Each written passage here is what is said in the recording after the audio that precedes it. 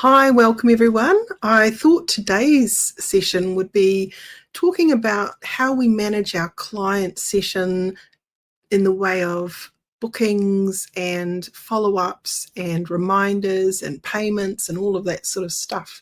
So today I've got Teresa Saunders joining me again to talk through these things. And I hope you enjoy this one. It is for those that are maybe wanting to start a practice, not knowing where to start, maybe going from having that traditional paper-bound diary to something a little bit more sophisticated that's going to fit with this modern world that we currently live in.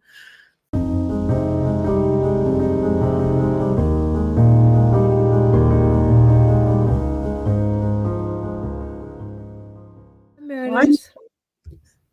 Hi, Teresa. How are you today? I'm good, thank you. And yourself? Good.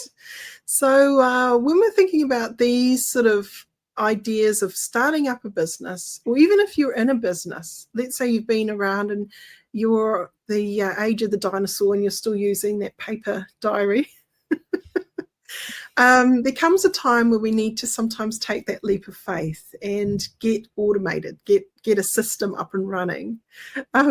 What are your thoughts when you sort of start to think about things like that? Yeah, I mean, a long time ago, probably like everybody else, I had a diary and a calendar and those sort of things. But these days, I actually personally rely on my phone, and I like the automated systems, which can take some adjusting for some people. I think the advantage is if you lost your physical diary, you don't lose your whole world. And having something in the cloud where if you need to update it in real time, it's done. You don't have to get the eraser and take it out of the diary and then rewrite it, and then you've got no room because you've done that too many times in the day. So many times in the old system, I can remember just kind of mucking up the client as they would move from one day to next, and I forgot to erase it off the other day and things like that. So when we have a client management system, it helps us because then we can just reschedule that system, that client really easily, and it's done. The other thing that I think having an automated system where it's an online booking option, the client has a reminder of that session. Now, why is that helpful?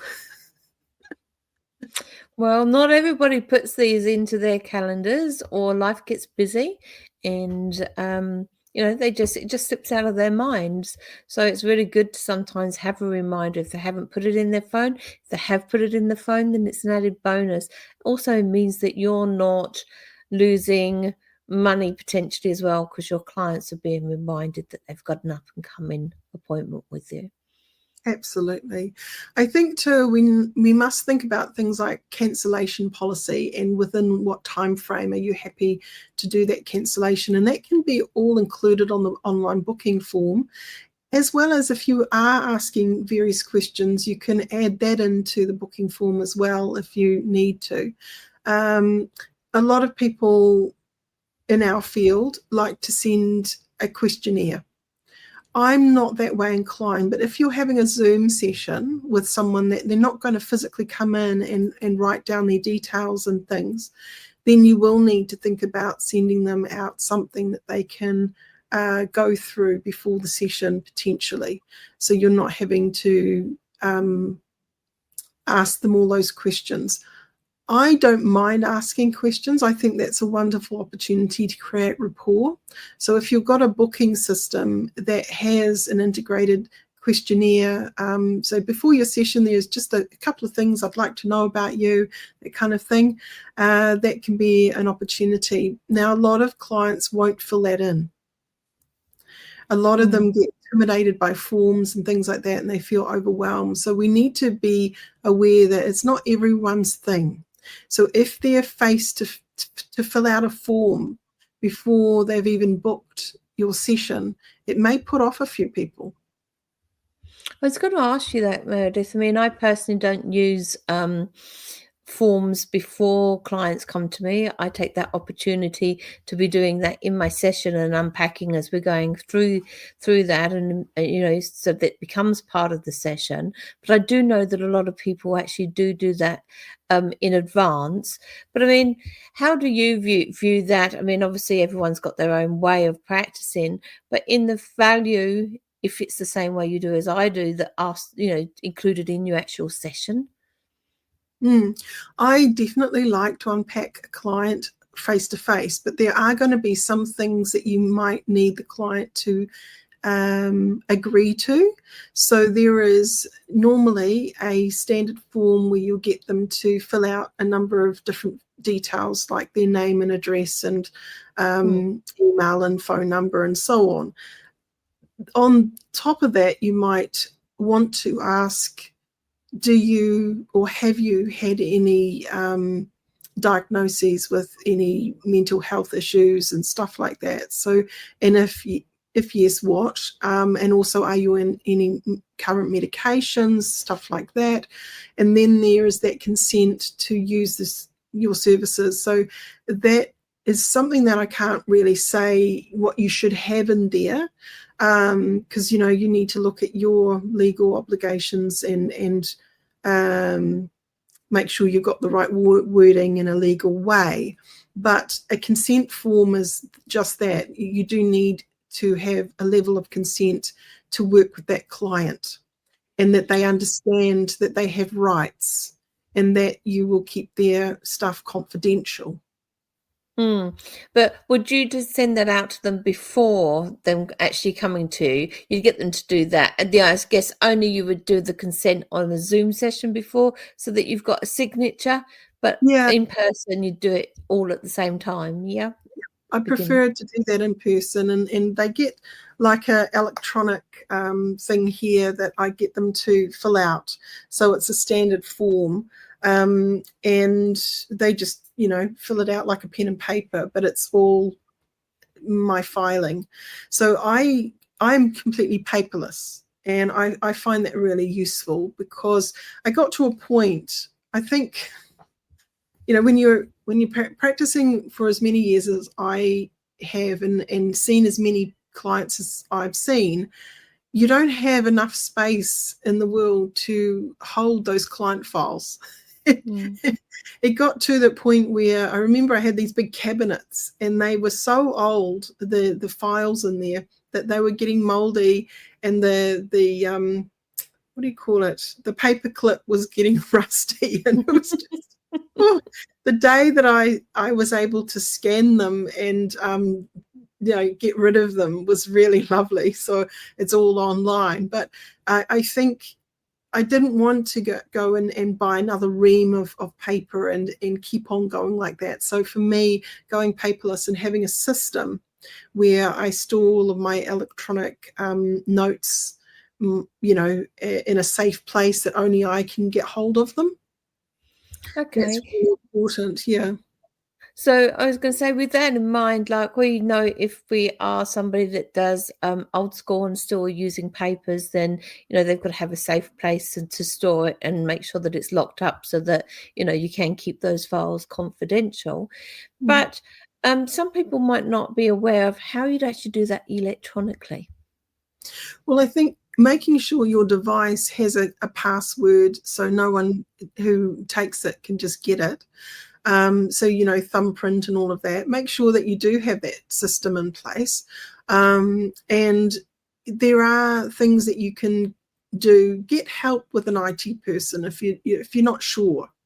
Go ask for advice and make sure that what you're doing is safe, and that where you're storing it in the cloud is safe. It's not going to be something that's hackable. Many people create a client filing system where they might allocate a number to the client. So the notes that you have with the client just has a client number rather than the full client's name and detail attached. So you can cross-reference it and have it somewhere else. So it's harder to hack. Yeah, for sure. I mean, I'd like to just sort of say, like with phones, one thing to be mindful of is if people are texting you, is that sometimes when that text message comes up, you get the name and you also get a part of the actual message showing to people. So be mindful because again, that could be a breach of security. Yeah. Yeah. So, when you're in public, if you're on the train and you're sort of doing the emails back and forward, that person next to you can easily glance down and see details. So just be mindful about where you are, what you're doing when you're using electronic stuff in a social space. Maybe it's in a cafe and someone's listening to your call. Then that might not be appropriate either. So if you're going, so what's your name? Okay, can I just say that back? No. So people are listening. It really just be mindful. Like if you are in a public space and you need to gain details, say, look, can you text me through your details?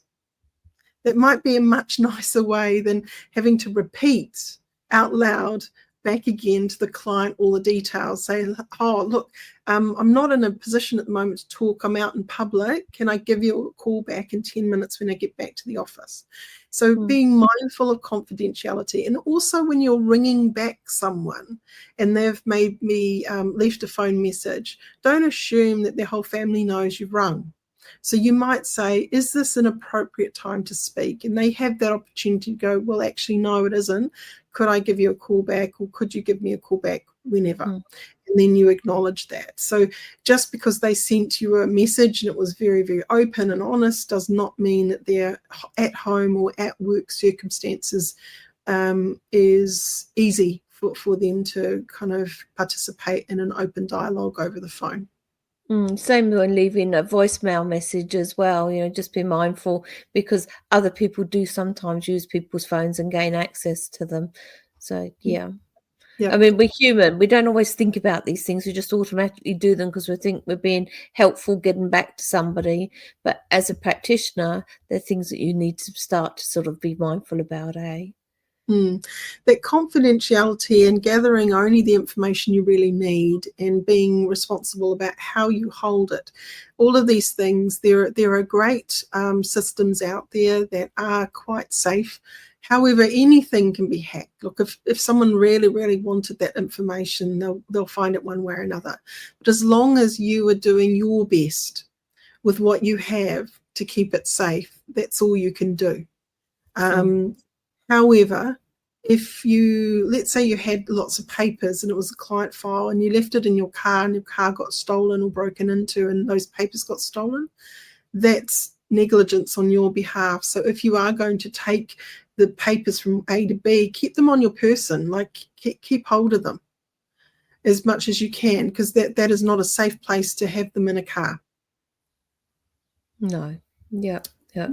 I mean, if your bag gets stolen and while you're walking along, that's a different thing altogether because you've done to your best ability to keep the confidentiality of your clients.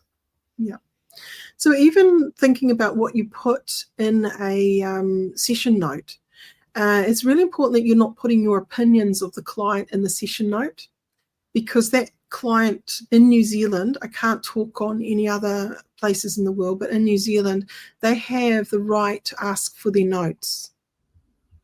I always liken it to, like, when I write my notes, that you've actually got that person sitting on your shoulder or standing behind you looking at what you're writing.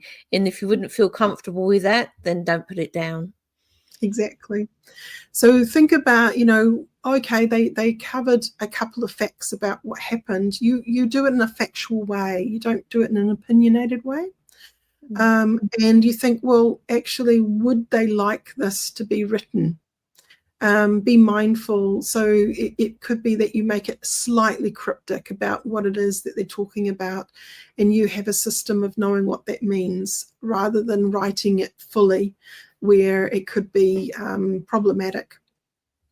It has come in handy from time to time having clean notes of timing, where something happened in that person's timeline and it was an abuse issue where something happened domestically, and the police have then had permission from that client to get in contact with me And I've been able to confirm with them, yes, they did present and they did share this. And there are certain times where the client will want you to be able to share a few things with the police, potentially, if they're going to take that person to court. So, from time to time, you need to be thinking you may not, and the client may not be the only people that have access to that file at some point. So if it is found to be useful in a court of law, then pay attention to how you write your notes. Yeah. Okay. When we're looking at the idea of, I guess, growing a business and growing a database, there is a lot that you need to learn. And if you don't know, go ask people. So someone's done it before. So, if you don't know how to begin to put together a proper intake form, go ask some of your colleagues, what have they done? What's worked for them? And maybe get some ideas. I'm very wary about sharing anything particularly on this platform because, again, that I'm not a legal expert. I'm just here to give you some understandings, but really you have to take on board the responsibility of legal obligation. Whatever you're doing with that consent form, it needs to adhere to privacy and right conduct within your place wherever you are in the world. And your Health Practitioners Act and that. And from time to time, they do change and update. So it is good to actually go and have a look and check in every now and again. You don't need to memorize it. That's what the documents are there for you to refer to. Yeah. Was there anything else that would be useful to talk about, Teresa, today? For your client management on systems, I guess good recording, password protection. We've covered the password protection, haven't we? About recording a session, actually, I think that's a good one to talk about, right? So when we're thinking about recording a session for a client, many times I think that's a really good asset. We are having discussions actually last night with fellow colleagues, weren't we, about what they did. But what I prefer to do is record all of the session for the client, and then the client has that session to reflect on and listen to later. What I need to be mindful of is how I get it to them and making sure that their information is safe. So you need to be making sure you're cross-referencing the time it was recorded. It is actually that person's session. You're naming it appropriately and you're only sending it to the email that they agreed for you to send it to. So there are some things that you need to make sure. So let's say they made the booking and it was a business email and it was that they're working under a business and they made it there. If you don't ask them, look, is it okay to send that recording to your booking email, they might go, oh, hang on, no, I'll give you my personal one. So, anything like that, when you're sending information about them that could be very personal, just be checking in, is that an okay email to send it to? Because that might push them to think maybe it's not. The same as with recording. There's sort of a couple of schools of thoughts on that. Like you can record your session and you can use it so you don't use identifying names, and then you can reuse that later on and put that out.